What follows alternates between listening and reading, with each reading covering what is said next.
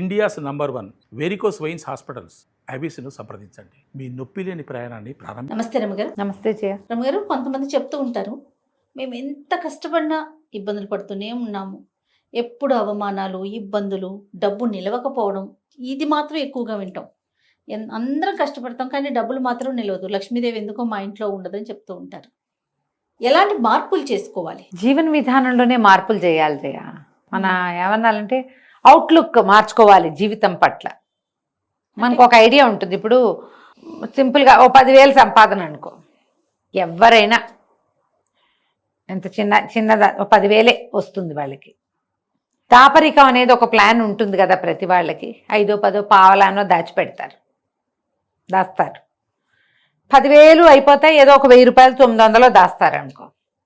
వచ్చే నెల నుంచి 20,000 వస్తుంది అనుకుందాం. వెంటనే ఈ మిగిలిన 10,000కి ఖర్చులు రాస్తారు జయ. అది ఎక్స్ట్రా కదా. ఇప్పుడు నీకు ఎక్స్ట్రా రావడం మొదలు పెట్టినప్పుడు ఈ సేవింగ్ ని పెంచుతావా, ఖర్చు పెంచుతావా చెప్పు? జనరల్ గా ఖర్చే పెంచుకుంటారు రమ్మగారు. ఈ 10,000కి ఎంత సేవ్ చేస్తున్నారో ఇంకొక 10 అంటే 20కి పెంచరు, సేవింగ్ ని పెంచము. 10 వరకే మనం సేవ్ చేస్తాం, మిగతా 10కి ఖర్చులు పెంచుకుంటాం. సహజంగా లివింగ్ స్టైల్ మారిపోతుంటది. డబ్బు రాబడి పెరిగిన కొందికి నీ లివింగ్ స్టైల్ ని తాలూకు ఎక్స్పాన్షన్ వెళ్ళిపోతుంది. సేవింగ్ ఎక్స్పాన్షన్ ఉంటుంది కానీ తక్కువ ఉంటుంది. అక్కడ చేంజ్ రావాలేమో అనుకుంటా నేనైతే. నా ఐడియా అయితే అదే ఉంటుంది ఎప్పుడు కూడా. అంటే ఆ 20కి కూడా సేవ్ చేయాలంటారు మీరు. ఇప్పుడు ఏంటంటే నీకు 10,000 వస్తే నువ్వు 10,000లో సర్దుకుని 1,000 రూపాయలు దాచగలిగినప్పుడు 20,000 వస్తే ఈ 10,000 నీకు ఎక్స్ట్రానే. ఇప్పుడు లివింగ్ పెంచుకున్న ఒక 2,000కి లివింగ్ పెంచుకుని 8,000 అయినా దాచేయాలి. నువ్వు దాచాలనుకో కనీసం, అప్పుడు నువ్వు 5,000 అయినా దాచగలుగుతావు, 2,000, 4,000 అయినా దాచగలుగుతావు. 10,000 వస్తున్నప్పుడు 1,000 దాచగలిగిన వాడివి 20,000 వచ్చినప్పుడు 2,000 దాస్తానంటే ఎలా కుదురుతుంది? అట్లా కుదరదు. 20,000 వచ్చినప్పుడు కనీసం 7-8,000 రూపాయలు మొత్తం ఆల్ టుగెదర్ దాచగలగాలి. అది ఎప్పుడంటే మీరు అన్నట్లుగా ఖర్చులు పెంచుకోకుండా. ఖర్చులు అవసరాలు పెరుగుతాయి సహజంగా. పిల్లలు ఎదుగుతుంటే బట్ట ఎదుగుతుంది, పొట్ట ఎదుగుతుంది జయ కదా. అంతే కదా, 2 పెరుగుతాయి. ఈ స్కూళ్ళు వ్యవహారాలు పెరుగుతాయి, మన సోషల్ లివింగ్ పెరిగిపోతుంది. ఇవి పెంచేసుకుంటాం మనం. ఈ పెంచేసేటప్పుడు సేవింగ్స్ కూడా పెంచేసేయాలి. మరి కొంచెం పెంచాలి కాదు, బాగా పెంచాలి, బాగా లాగాలి. పెంచితేనే నీకు డబ్బు నిలుస్తుంది. ఎప్పుడు కూడా మన మైండ్ సెట్లోనే ఉంది డబ్బు నిలవడం అనేది. పూర్తిగా ఎవడిది వాడి ఇండివిజువల్ థింగ్. పైగా ఇందులో వాళ్ళకి మిగులుతోంది, మీకు వాళ్ళకి సమానంగా వచ్చేటప్పుడు నీకెందుకు మిగులుతోంది అడగలేకపోతాం. వీళ్ళ ఐడియాలజీ వేరు, వీళ్ళ ఖర్చులు వేరు, వీళ్ళ బాధ్యతలు వేరు అయి ఉండొచ్చు. పెట్టుబడులు, ఫంక్షన్లకని, అవన్నీ ఇవన్నీ, పార్టీలకని డబ్బులు ఇవన్నీ వాడేసుకుంటాము. ఈ వాడకాల్లో ఏమవుతుంది, సేవింగ్స్ మీద దృష్టి అదే రకంగా మొదట ఎట్లా ఉంటుందో దానికి కనీసం 3-4 ఐడియా ఉంటేనే కానీ మనం ఇది సేవ్ చేయలేకపోతాం. ఎక్కడికైనా ఏదైనా డబ్బులు ఎక్స్ట్రా వచ్చినాయి అంటే ఇమీడియట్గా ఏదైనా పెద్ద సేవింగ్ చేసే ప్లాన్ చేసుకోవాలి. వస్తువు కొనేసుకోవటం, చాలామంది అదొకటి చేస్తారు. ఈఎంఐలు పెంచేస్తారు.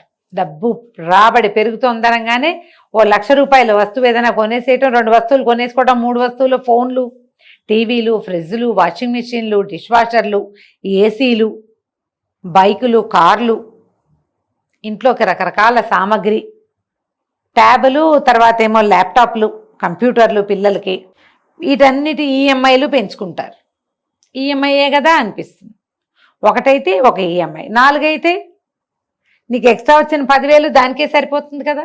ఇంక నీ దగ్గర మాకు డబ్బులు నిలవట్లేదు అంటావు. నువ్వు కట్టే వస్తువులు ఉన్నాయిగా, వస్తువు కనపడదు, వస్తువు కనిపించదు. మొదటి రోజే అది కొన్న 2-3 రోజులే మనకి వస్తు భ్రాంతి ఉంటుంది, వస్తు ఉత్సాహం, పుత్రోత్సాహం లాగా. 4-5 రోజులు పోయాక ఈఎంఐ నిరుత్సాహమే మొదలవుతుంది. ప్రతి నెల కరుకుల్లాగా డబ్బులు టుప్పు కట్టయిపోతుంటాయి. దానికి 4,000, దీనికి 3,000, దీనికి 5,000 వచ్చినట్టే ఉంటుంది, పుసుకునైపోతాయి డబ్బులని కదా. అంత వస్తు భ్రాంతి పడద్దు. ఒకటి, నీకు డబ్బులు ఆదా చేయాలంటే లివింగ్, మన తిండి ఖర్చులు, బయటికి వెళ్తాలు, కొనుక్కోటాలు, బట్టలు, అవి ఎక్కువ పెంచకండి, కొంచెం పెంచండి. అంటే మేము మార్చుకోవద్దా, ఎప్పుడు మేము ఇలాగే ఉండాలా అంటే ఎలా కుదురుతుంది చెప్పు. అందుకని పిసినారిలాగా ఉండద్దు. పిసినారిగా కాదు, కొంచెం పెంచాలి. కొద్దిగా పెంచాలి. వాళ్ళ డబ్బు 4 దారుల వస్తూ ఉంటే ఒక కథ చేయ. ఇప్పుడు భర్త సంపాదన, భార్యది కూడా ఉద్యోగం, ఇవి కాకుండా ఏదో ట్యూషన్లో ఏదైనా ఎక్కడైనా సేవ్ చేస్తే వాటి వల్ల వచ్చేవో, ఎక్కడైనా ఒక గది ఉంటే దాని తాలూకు రెంటో, ఊరి నుంచి వచ్చేవి ఏమైనా డబ్బులో, పొలమో పుట్రో ఏదైనా ఉంటే దాని నుంచి వచ్చే హైవేజో ఉంటే ఒక రకం. ఇప్పుడు అంత లేదు, ఒకటే సంపాదన, లేదో 2. మరి అలాంటప్పుడు ప్లాన్ చేసుకోవాలి కదా. ఖచ్చితంగా డబ్బు నిలవకపోతే బేసిక్గా మైండ్ సెట్, సేవింగ్ ఐడియాస్ లేకపోవటం, ఎక్కువగా షాపింగ్ చేయటం, ట్రిప్స్ బాగా, ఫుడ్కి ఎప్పుడు బయటికి వెళ్ళటం. మీరు ఒకటి గమనించండి, అంటే ఇది మనం ఇదివరకు చాలాసార్లు దీని మీద చర్చించాం, మళ్ళీ ఇంకొకసారి అదే మాట గుర్తు చేస్తున్నాను అంతే. ఈ సందర్భంలో మీకు కావాల్సినవి మొత్తం లిస్ట్ రాసుకుని అన్ని సరుకులు ఒకేసారి రైతు బజార్ లాంటి చోట ఎక్కడైనా ఒక పచారీ కొట్టుకెళ్ళి తెచ్చుకోండి. సూపర్ మార్కెట్ మానేయండి పూర్తిగా. బిగ్ బాస్కెట్ వ్యవహారం ఫోన్ చేస్తే ఆన్ చేస్తే వచ్చేసే వాటికి వెళ్ళొద్దు, అస్సలు నో. ఏదైనా కావాలంటే ఈ పూటకి దాన్ని వాయిదా వేయగలమేమో చూడండి, అప్పుడు ఆదా అవుతాయి డబ్బులు. ఇవాళ పని గడిచిపోతే రేపు దాని అవసరం రాకపోవచ్చు. మనం బజార్ వెళ్ళే కొనుక్కుంటే వాడికి ఇచ్చే ఏమంటారు ఛార్జెస్ తగ్గిపోతాయి, దాని మీద ఉన్న ప్రైస్ తగ్గిపోతుంది. రీటైల్ ఛార్జెస్ కొంచెం తక్కువగా ఉంటే మనం హోల్సేల్ షాపుల్లో చిన్న షాపుల్లో కొనుక్కుంటే లిస్ట్ ప్రకారం నెలకొక్కసారి లిస్ట్ రాసి కావాలంటే ఒక 6 నెలలు ట్రై చేసి చూడండి మీరు. ఇది నా స్వానుభవం కూడా చేయ. ఈ జెప్టోలు వచ్చినాయి కదా, బోలెడన్ని యాప్లు, 10 నిమిషాల్లో మన ముందు ఉంటుంది వస్తువు, ఏ వస్తువైనా. దీంతో డబ్బు ఎట్లా అయిపోతుందో తెలీదు. లిస్ట్ రాసి సరుకులు తెచ్చుకుంటే లిస్ట్ ప్రకారమే మనం నెలంతా వాడుకుంటే, ఎప్పుడో అత్యవసరమైతే పిల్లలో మీరు ఎవరో ఒకళ్ళు అలా వెళ్ళి తెచ్చుకోండి, తప్పదు. అప్పుడు మీకు డిఫరెన్స్ వస్తుంది, డబ్బులు కనపడతాయి, నిలబడతాయి. ఇవన్నీ కూడా మనం చేయాల్సిన పని. ఆర్డర్లు ఇవ్వడాలు, ఫుడ్ ఆర్డర్స్ అవి కూడా తగ్గించుకోవాలి. అసలు చెప్పద్దు ఇక, దానికి ఎంత ఖర్చు. అదేదో ఒకటి మనం చేసుకుంటే శుభ్రంగా కడుపు నిండా తింటాం, ఏ జబ్బులు చేయకుండా ఉంటే సేఫ్గా ఉంటాం. అలానే అనిపించదు, ఈ పని అంతా ఎవడు చేస్తాడో అనిపిస్తుంది. ఆ గ్యాస్ అవన్నీ లెక్కేసుకుంటే అంతకంటే ఎక్కువే అవుతాయండి అంటారు, అలా కూడా అంటారు. అది అంటారు, మనం బుక్ చేసుకుంటే ఒకళ్ళని తింటాం, అదే మనం వండుకుంటే నలుగురు తినేస్తాం. రాత్రి కూడా 4 పునుకులు ఉచ్చుకోవచ్చు చక్క. తప్పకుండా ఇవన్నీ కూడా మనం చేయాల్సిన పనులు. ఇవి కాకుండా శాస్త్రం ప్రకారం డబ్బు నిలవాలంటే ఇలా ఉండాలి, అలా ఉండాలి, మన పెద్దలు చెప్పినవి ఏమన్నా ఉన్నాయా రమ్మగారు? పాత పద్ధతుల్లో 3-4 చెప్తారు చేయ. ఇంట్లో నీళ్లు ఎక్కడో చోట పోతూ ఉండకూడదు. వాటర్ లీకేజ్ ఇది వరకు లీకేజీలు అంటే పాతకాలంలో లీకేజీలు ఏమి ఉండేవి చేయ, అప్పుడు అసలు లేవుగా. మరి ఎందుకు వచ్చిందంటారు? కానీ ఆ మాట చెప్పేవాళ్ళు. ఎక్కడైనా నీరు పోతూ ఉంటే, ఇప్పుడు మంచినీళ్ళు చిల్లికుండా బిందెల్లో పెట్టుకునేవాళ్ళు, బిందెల నుంచి నీళ్లు కారి వేస్ట్ అయిపోవటం. వాటర్ వేస్టేజీ డబ్బు వేస్టేజీ సమానం చేయకూడదు. అది ఇంట్లో నీళ్లు వేస్ట్ చేయకండి ఒకటి. ఫుడ్ వేస్టేజ్ చేయబోకండి, ఎక్కువ బాక్సులో పెట్టి పారేయించద్దు, ఎక్కువ వండి పారేయకండి. వస్తారని వండుకుంటే సాయంత్రం వాడేసుకోండి, దాన్ని పారేయకండి.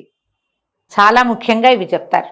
నీళ్ళు ఇప్పుడు మనకేమన్నీ ట్యాపులే కదా, బాత్రూముల్లో, వాష్ బేసిన్లో, కిచెన్ సింకు, బాల్కనీలో బట్టలు ఉతుకోవడానికి వాషింగ్ మెషిన్కో ట్యాపు, డిష్ వాషర్ ఉంటే దానికో ట్యాపు.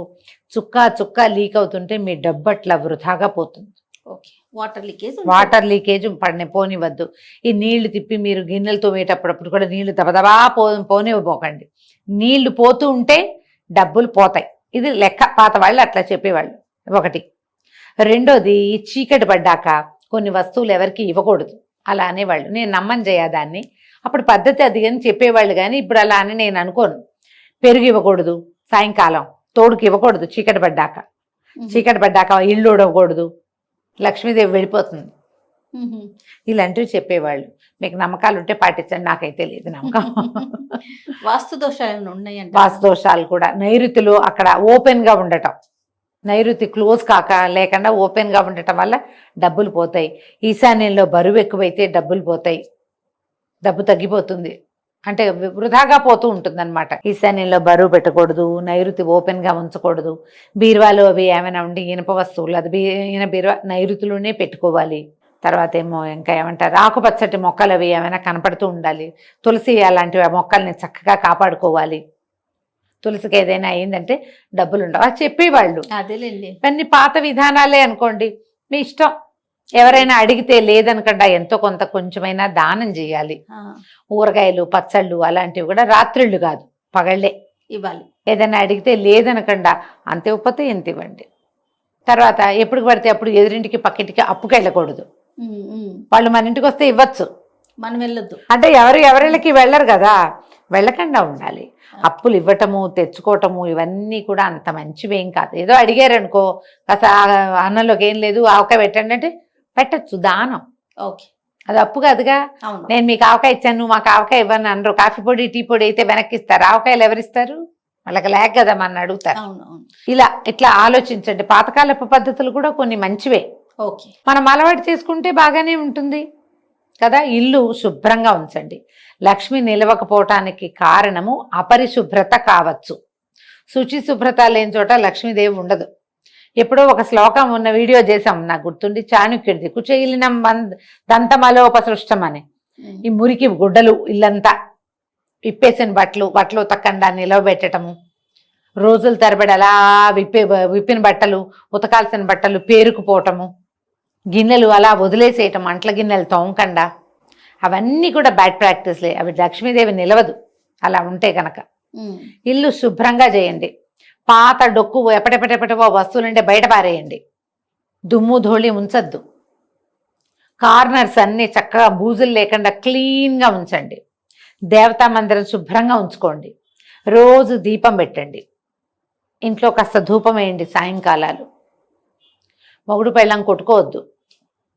ఏదైనా పొట్టడుకుంటే సాయంకాలం తీరు కూర్చుని ఏడవకండి, అది కూడా లక్ష్మీదేవి వెళ్ళిపోతుందట. సాయంత్రం పూట దీపం పెట్టే టైంకి పడుకోకూడదు, ఏడవకూడదు. తీరు కూర్చుని శుక్రవారాలు మంగళవారాలు పొట్టాడుకుని ఏడ్చుకుంటూ కూర్చోవద్దు. శుక్రవారం మంగళవారం ఇళ్లలో ఏడవకూడదు. ఆడాళ్ళని ఏడిపించకండి, అప్పుడు మీకు డబ్బులు బాగా వస్తాయి. డబ్బులు బాగా వస్తాయి. పాత పద్ధతులు అలా పాటించే ఇవన్నీ మనకు మంచివేగా, అన్ని మంచివే. మీ ప్లానింగ్ ఐడియాలజీతో పాటుగా హ్యూమన్ రిలేషన్స్ బాగు చేసుకోవటం, ఇల్లు క్లీన్గా ఉంచుకోవటం, అవన్నీ కూడా మనకి లక్ష్మి డబ్బు నిలవడానికి సాధనాలుగా తెలుసుకుంటే మంచిది. నమస్తే. నమస్తే.